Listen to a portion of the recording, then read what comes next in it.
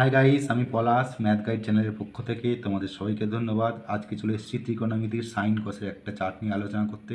চার্টটা আশা করি তোমরা দেখতে পেয়েছো।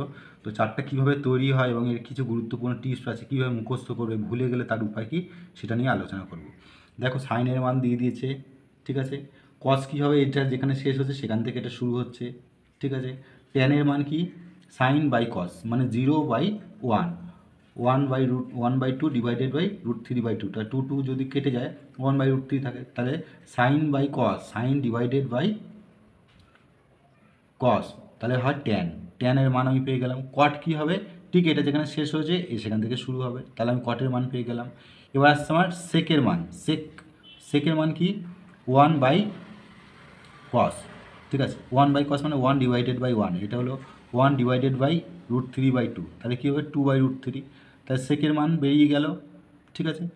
কোসেক কী হবে, এটা যেখানে শেষ হয়েছে সেখান থেকে শুরু হবে কোসেকের মান, তাহলে ভালো করে আবার রিপিট করছি। দেখো, সাইনের মান আমি পেয়ে গেলাম, কসের মান আমি ঠিক এটা যেখানে শেষ সেখান থেকে শুরু কস।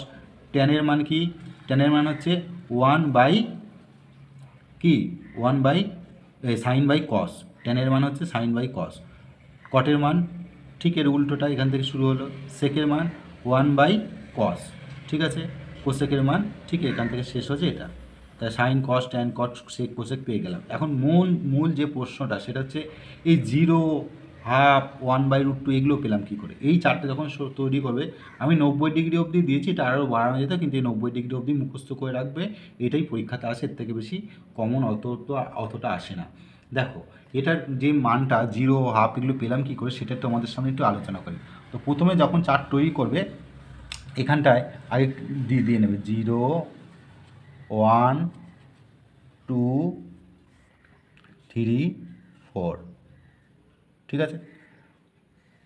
তারপর এটাকে কী করবে, 0/4, সবাই কি 4 দিয়ে ডিভাইডেড করবে, 1/4,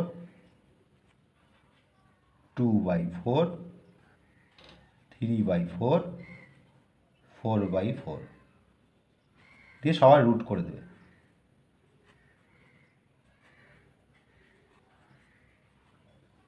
তাহলে প্রথমে 0, 1, 2, 3, 4 লিখবে, তারপর সবাইকে 4 দিয়ে ডিভাইডেড করবে, তারপর সেটাকে রুট করে দেবে, তাতে দেখবে সবার মান এটাই আসছে, ঠিক আছে।